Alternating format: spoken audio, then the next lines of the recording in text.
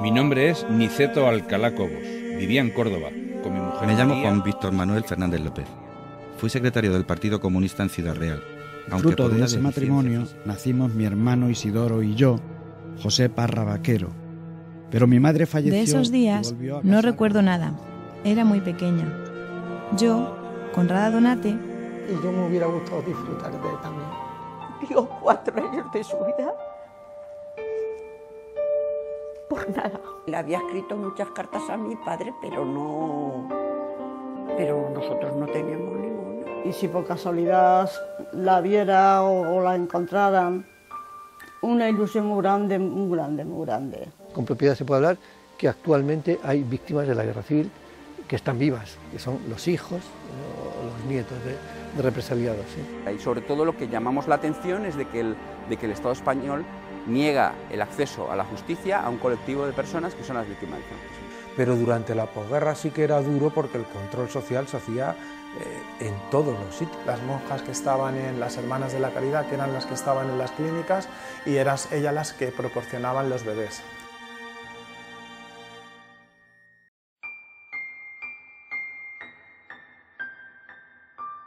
Bueno, Lágrimas de Guerra es un trabajo periodístico en el que se cuentan 5 historias de mano de 4 testimonios y además todas estas intervenciones vienen arropadas por otra serie de personas que durante todos estos años de atrás han estado investigando sobre la guerra civil, las víctimas de la guerra civil y los primeros años de posguerra. Entonces es un trabajo en el que sobre todo lo que se hace es denunciar el silencio que desde el año 1977 con la ley de amnistía existe en nuestro país, porque parece ser que bueno, se quiso pasar página no solamente a nivel político sino también a nivel social. Guerra, muerte y destrucción, miedo. Hermanos contra hermanos, vecinos enfrentados, más muertos, sombras, oscuridad y sangre. Sí, yo tenía ganas sobre todo de empezar a contar la historia de mi madre. Mi madre tiene un supuesto caso de bebé robado y me apetecía dejar constancia de esa historia. Además, durante muchísimos años, durante toda mi vida, he sido testigo del dolor que mi madre ha tenido por no encontrar a su hermana, por buscarla y no encontrarla. Y verse con muchas barreras hasta que al final pues, no pudo continuar la búsqueda, o no pudimos continuar la búsqueda. Entonces, ese dolor es fruto de lo que ocurrió en este país después de la guerra civil, porque además es del año 45. Quería dejar constancia de ese caso, quería contar ese dolor, pero también quería hablar de otras personas y de otros dolores que se están sufriendo mucha gente, miles de personas, en este país a consecuencia de ese silencio que se produjo a partir del año 77, porque son daños que no se han reparado.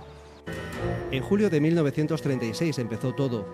Un golpe militar, el inicio. Una división histórica, social, política y económica, la excusa. Un panorama internacional con muchas ambiciones, el impulso.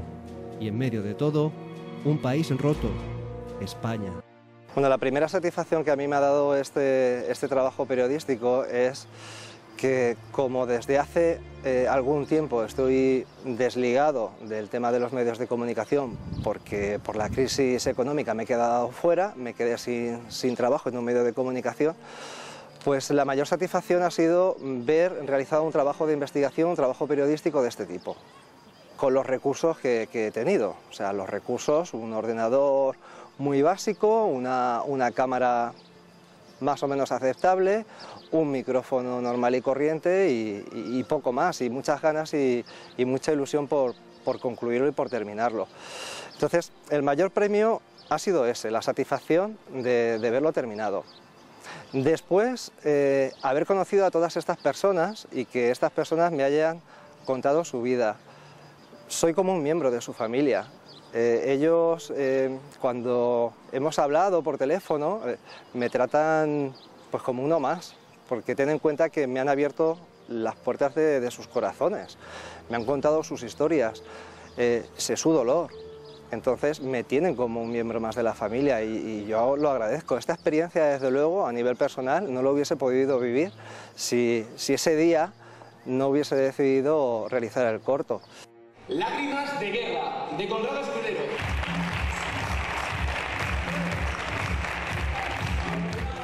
Imagínate, yo lo que realmente estaba buscando con el tema de los certámenes es que el documental tenga la mayor vida posible. Es decir, no hacer un trabajo, emitirlo o publicarlo y que en cuestión de un mes ya no se hable de él. Creo que el mensaje tiene la suficientemente fuerza como para tener que estar ahí.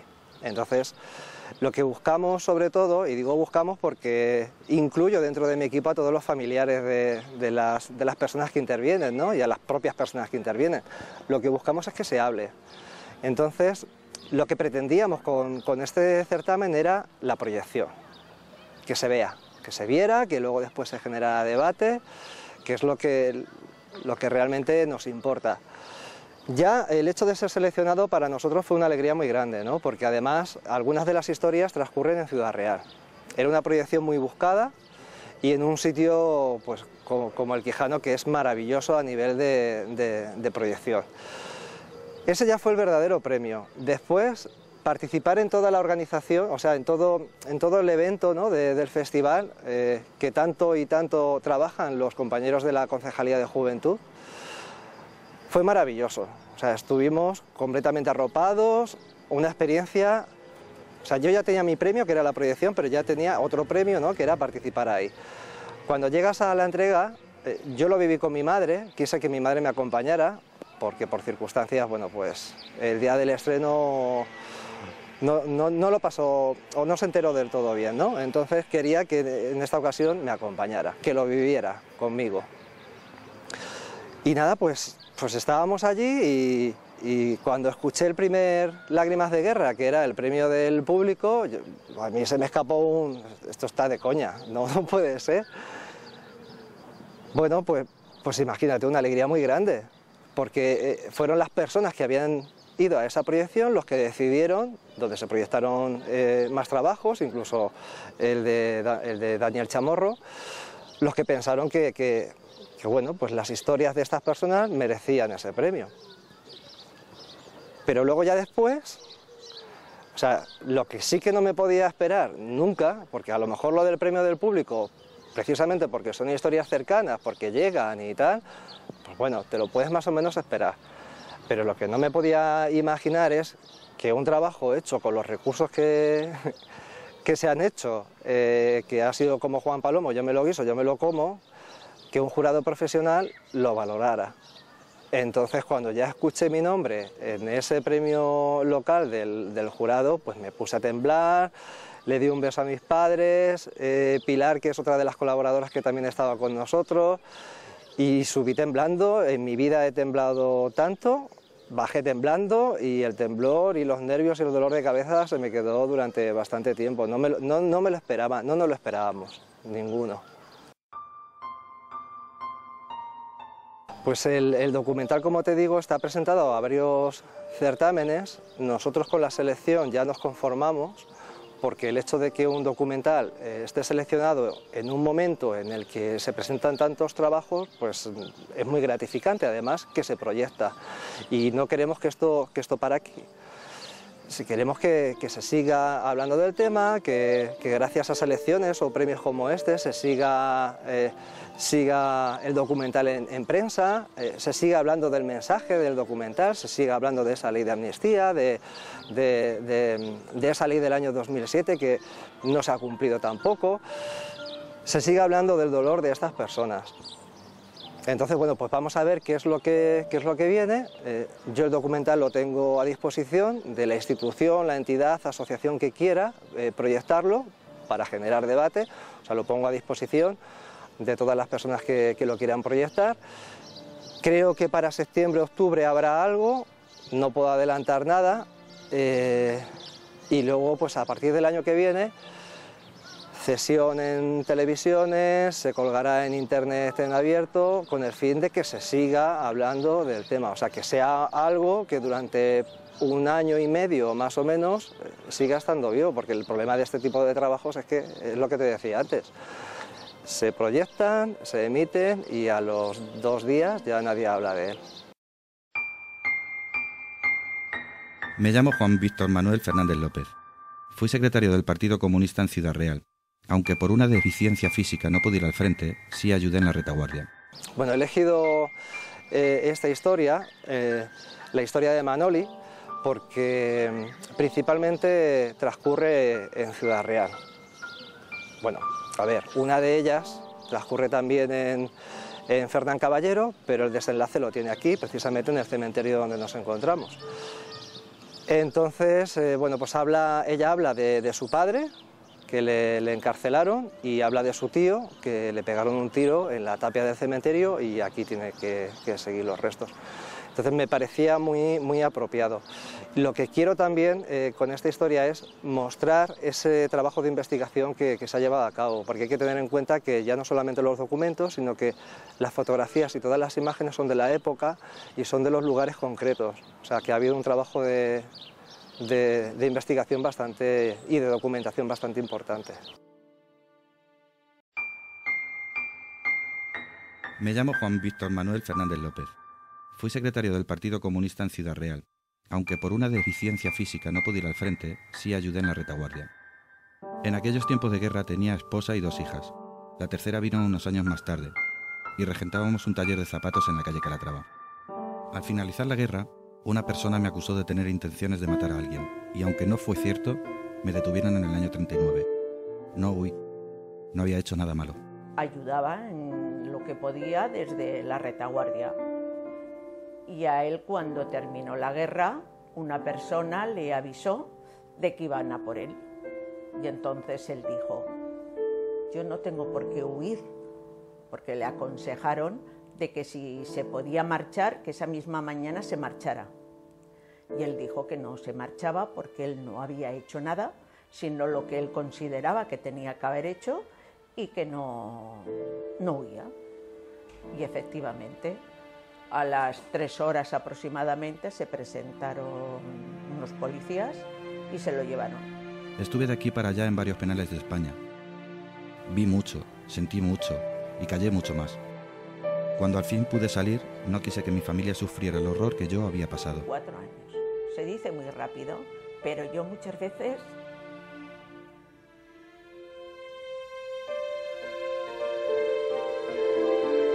me emociono. Porque dio 4 años de su vida por nada. Y ojo, no solamente eso, sino como él decía, con la espada de Damocles encima, que cualquier día te llamaban y te fusilaban, sin un motivo. Mi mujer se fue a vivir con su hermana. Vivió de lo que el extraperlo le dejaba. A ella no la pillaron nunca, pero sí a su hermana, aunque no importó porque siguieron luchando hasta que salí de la cárcel. Y ella, lo que se dedicó mi tía es al extraperlo. Ella compraba la mercancía y mi madre la vendía. Al final pude salir y disfrutar de mi familia con sombras y recuerdos que me acompañaron toda la vida. Creo que lo que le hicieron a mi padre fue una injusticia total. Y luego, pues, ya más serena, pensándolo, pues es una guerra. Y lo malo de que hubo una guerra entre hermanos, unos y otros, un bando, otro.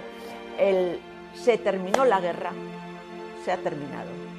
Pero es que terminada la guerra empezó otra guerra. Y eso es lo peor, porque los que estuvieron en un bando que no supieron gestionarlo, no pusieron bien, se ha terminado, un borrón y cuenta nueva, pero no. Los afusilaban, los castigaban, perseguían a las familias. Y eso era lo peor que ha habido. Ese es el odio, el rencor, el miedo que se tiene. Y yo creo que ese miedo hoy existe. Aunque la peor parte se la llevó mi hermano, Antonio Fernández López. Él fue alcalde durante unos meses en Fernán Caballero, en la provincia de Ciudad Real. Estaba casado. Su delito fue ser alcalde republicano y por eso, cuando su bebé tenía 3 meses, tuvo que huir. Eran los últimos días de guerra y la única esperanza que le quedaba era marchar a Alicante y embarcar en el Stambrook, como muchos intentaron hacer. Pero llegó tarde y al intentar regresar a su casa lo cogieron a unos 8 kilómetros de Alicante, en San Vicente de Raspey. Poco se sabe desde ese momento, aunque su familia sospecha que se lo llevaron a alguno de los campos de concentración que había en la zona, o el de los Almendros o posiblemente el de Albatera. Que mi tío se lo llevarían a ese campo de concentración, porque además los que iban, todos los que estaban allí, normalmente ya habían tenido algún cargo, como alcaldes, como concejales, cosas, ya habían tenido cargos, y eso se los llevaban allí para matarlos, hacerles un consejo y matarlos. Murió en Ciudad Real, asesinado en la tapia del cementerio, y ahí sigue su cuerpo. Durante los años de guerra la gente entendió que unos caían en un bando, otros en otro, y que había mucha gente, pero muchos españoles que les traía sin cuidado la República o Franco. Cayeron donde cayeron y les tocó la desgracia de luchar por unos o por otros, pero es que eso era inevitable, ¿no? No podías luchar contra esa adversidad a no ser que tuvieras facilidades para pasarte al otro bando, que no todo el mundo las tuvo, ¿no?